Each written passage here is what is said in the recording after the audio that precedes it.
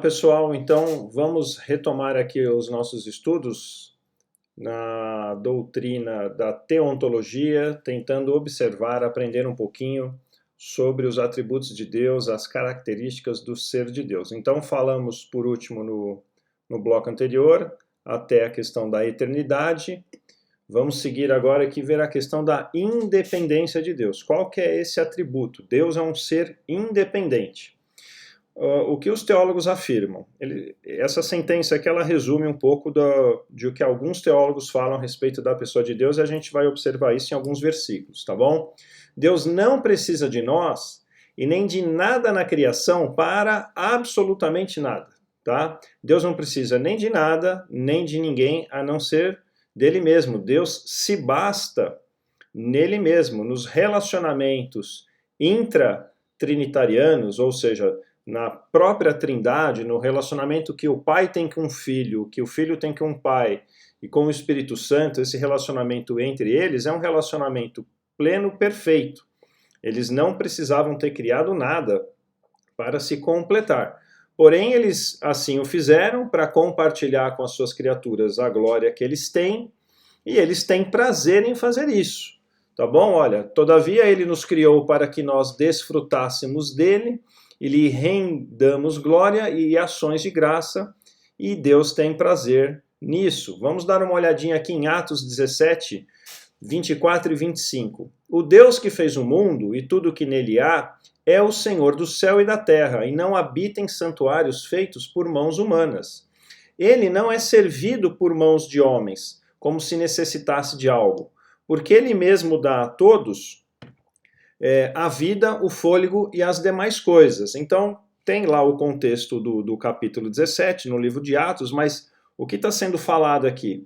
Que Deus não é servido por mãos de homens, como se necessitasse de algo.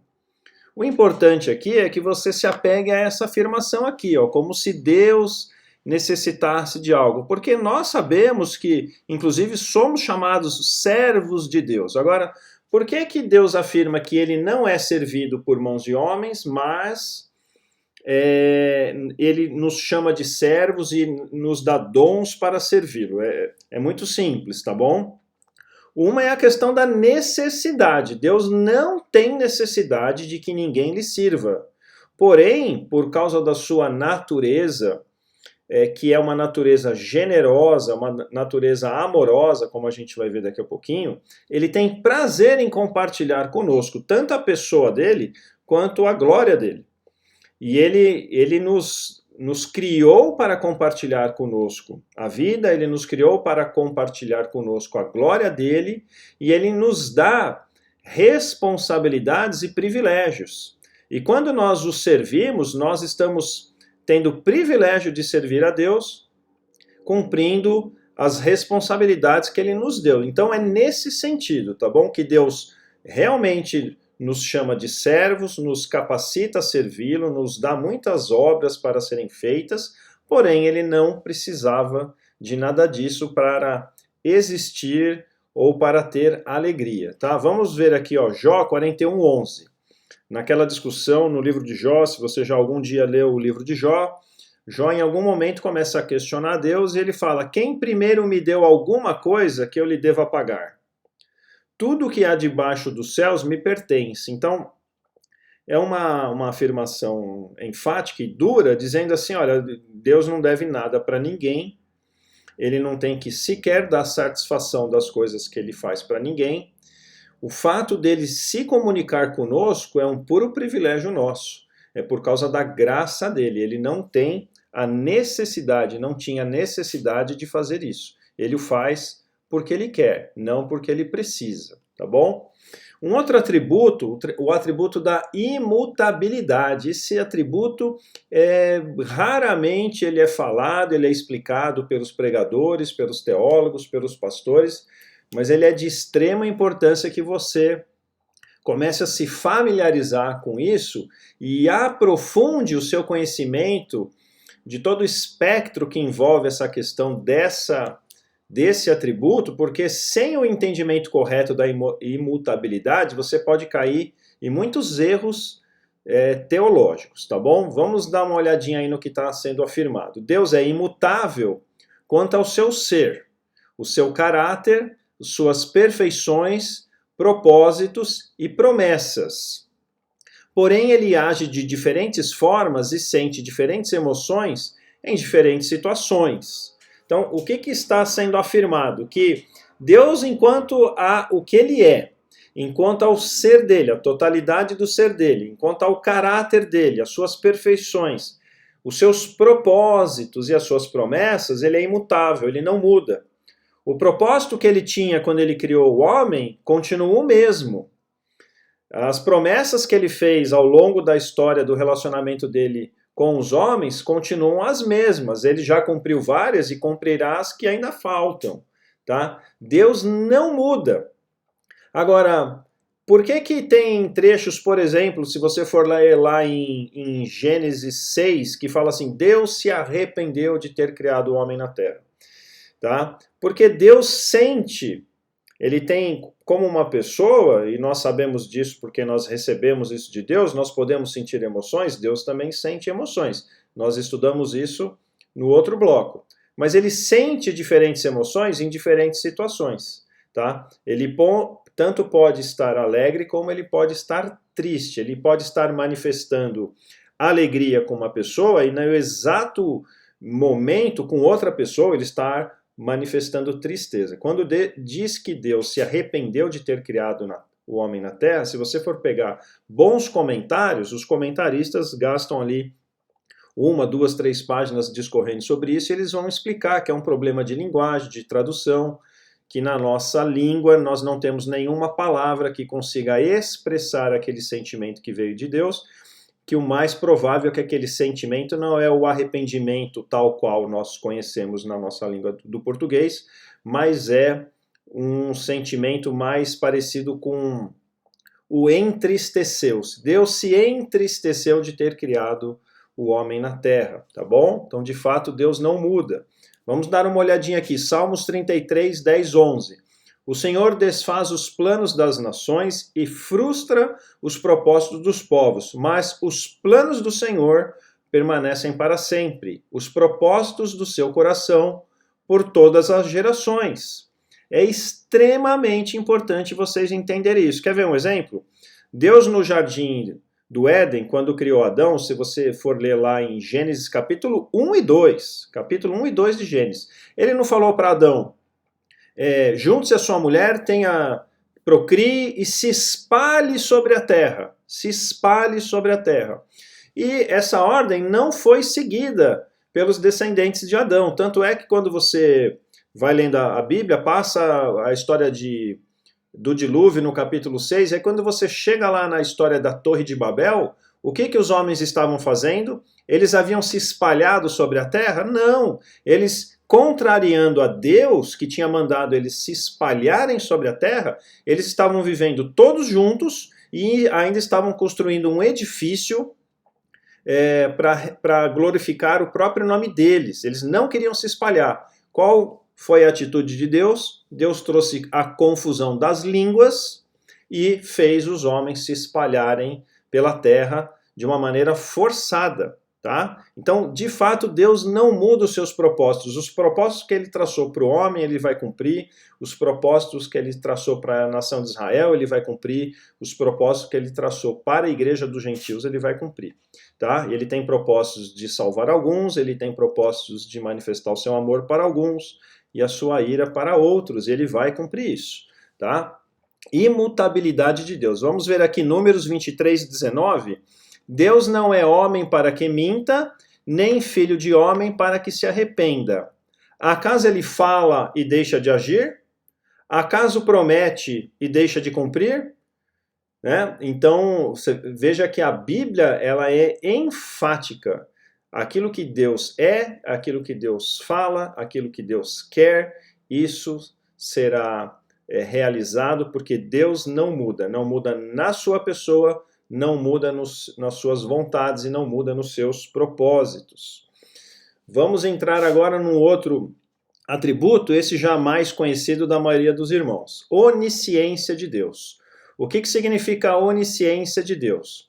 Deus conhece todas as coisas, não existindo nada que ele tenha que aprender.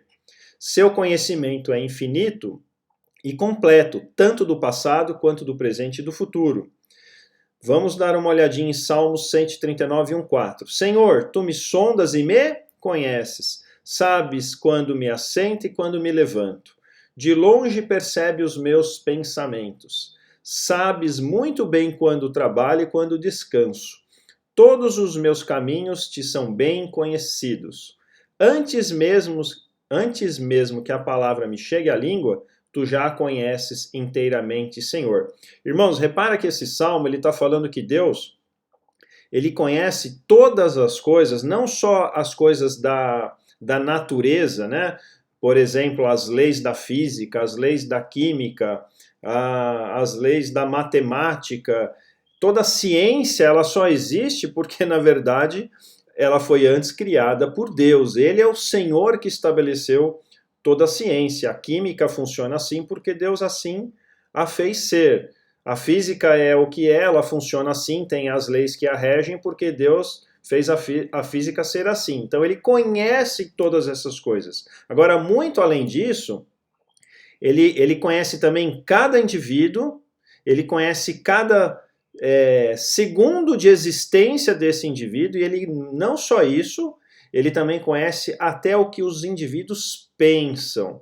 Então é um conhecimento que não tem limites, ele é totalmente onisciente, conhecendo todas as coisas.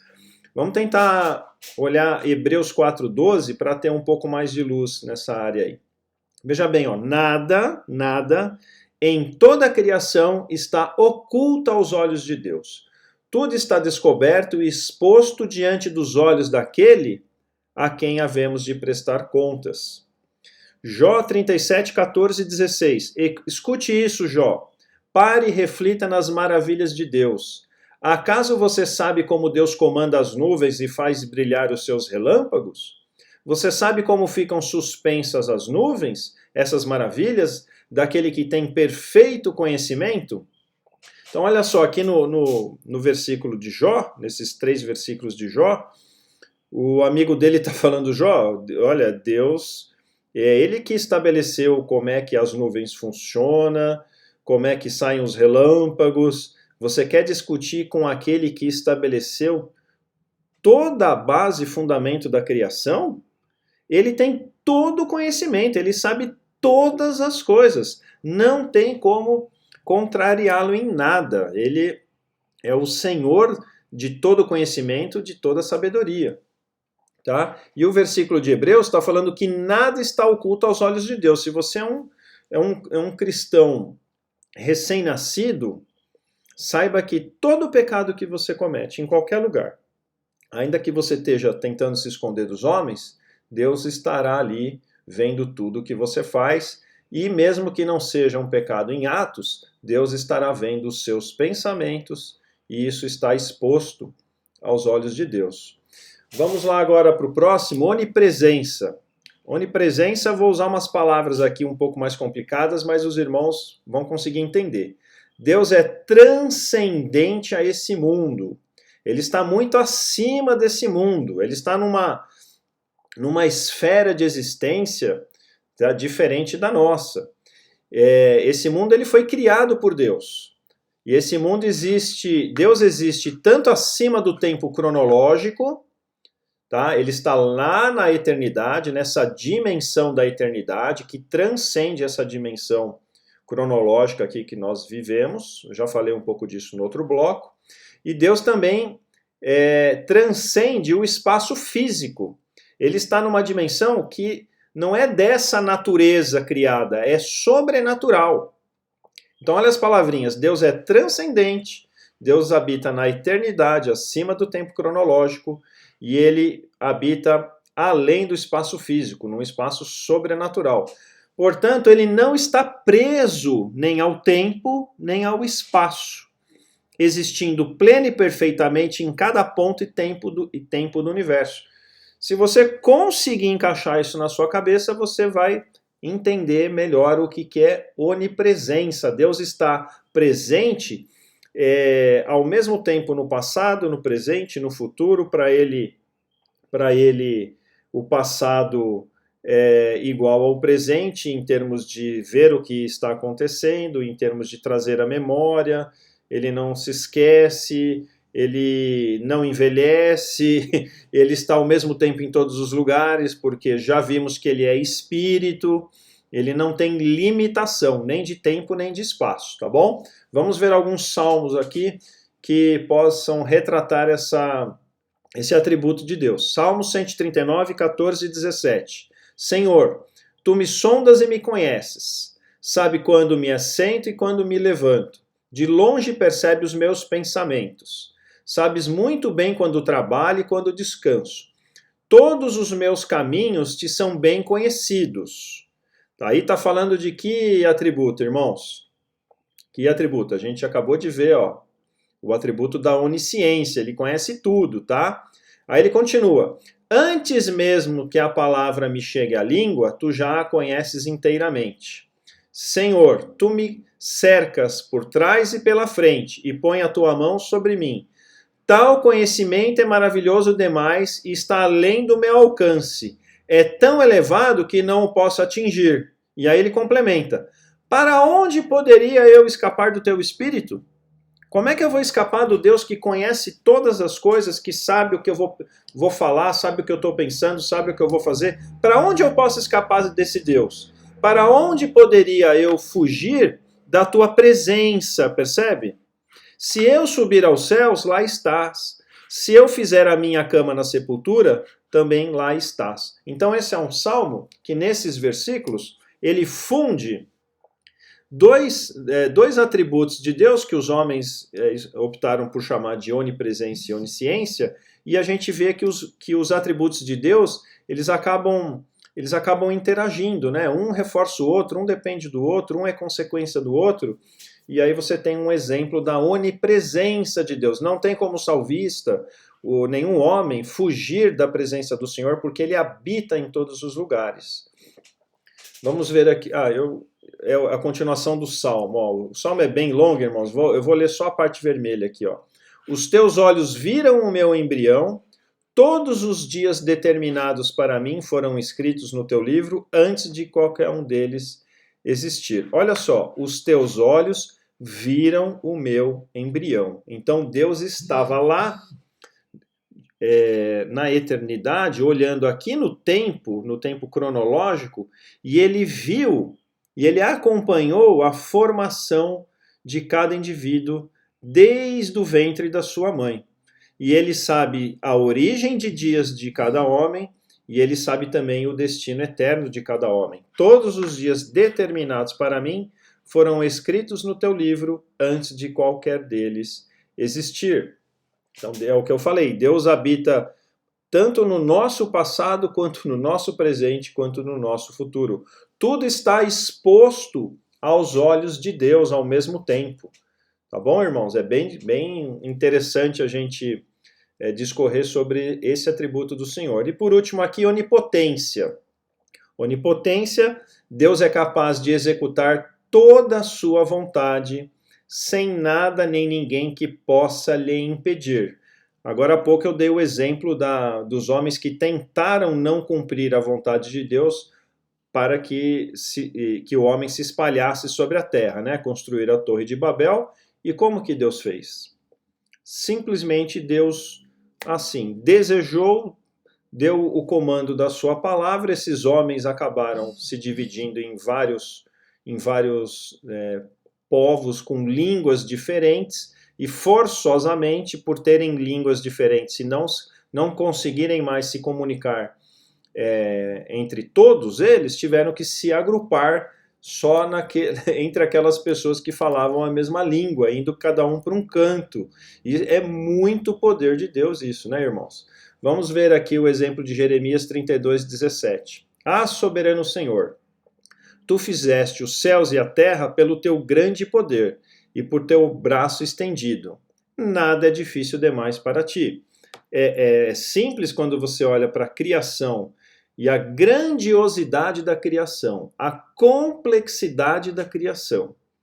Tá? E se você tiver acesso a a estudar ou ver os livros de astronomia e começar a ter noção da dimensão que é o universo, as estrelas, as galáxias, o universo criado, você vai ver que de fato Deus tem todo o poder, porque esse poder que ele manifestou da criação é algo extremamente mais elevado do que o poder que ele deu para nós, seres humanos, na nossa escala de existência, tá bom?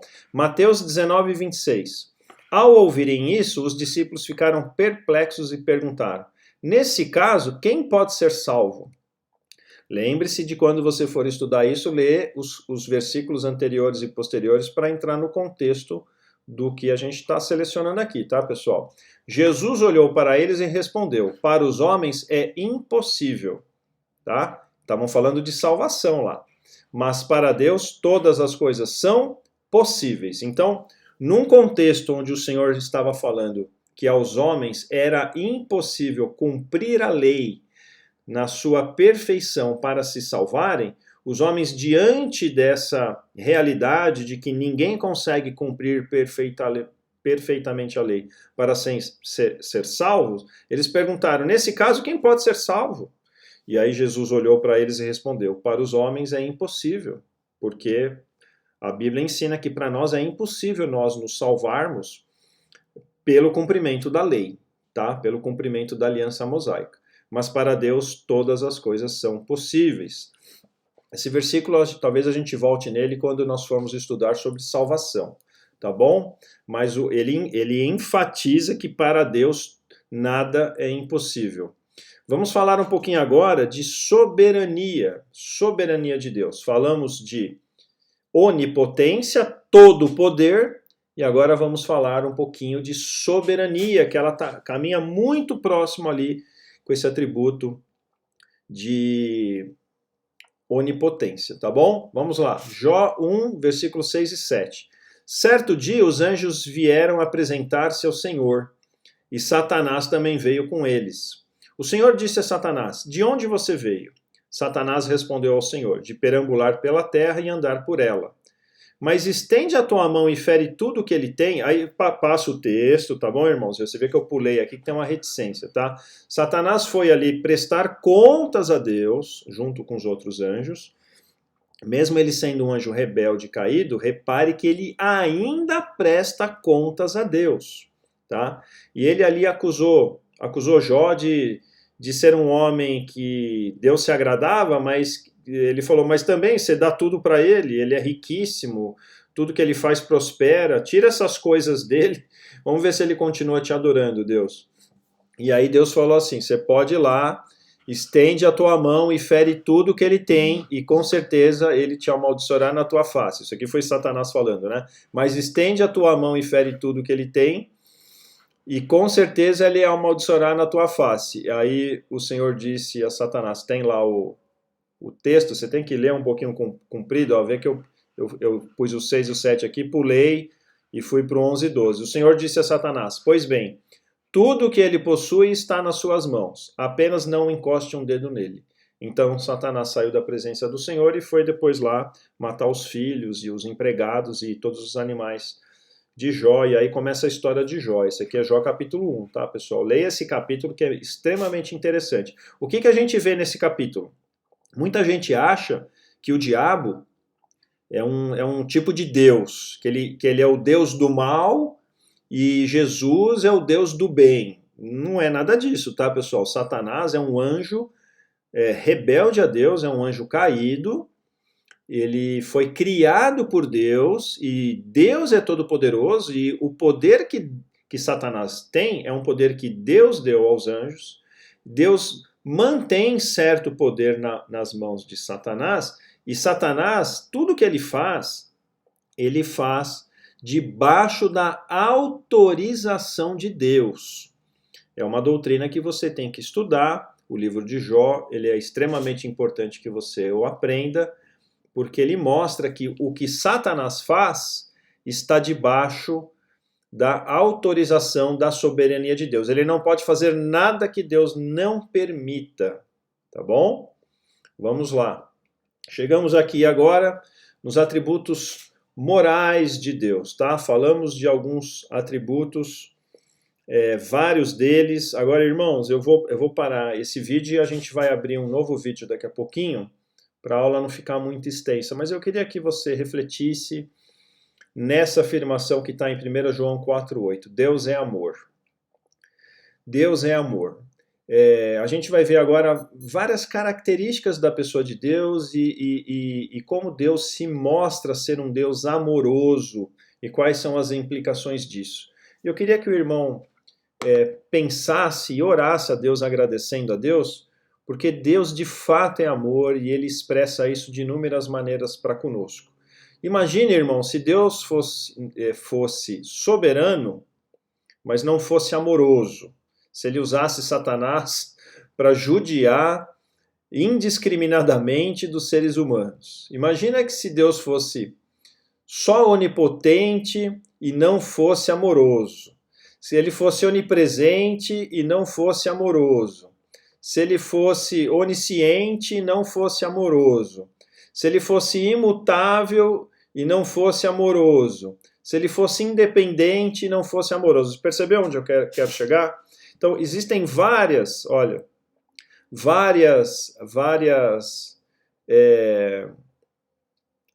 atributos da pessoa de Deus que nós já estudamos, mas agora a gente vai entrar num atributo e num conjunto de atributos que nos fazem descansar, não só nesses outros atributos, porque se esses outros atributos não viessem juntos no pacote, né?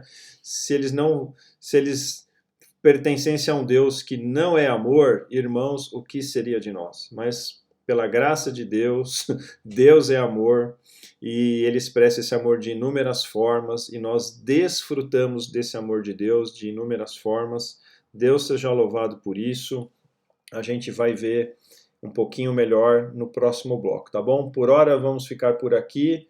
Você volte o vídeo, estude, abra sua Bíblia, leia os textos nos seus contextos, amplie as leituras, medite nas coisas que esses textos chamam a atenção e amadureça o seu relacionamento com o Senhor. Até a próxima.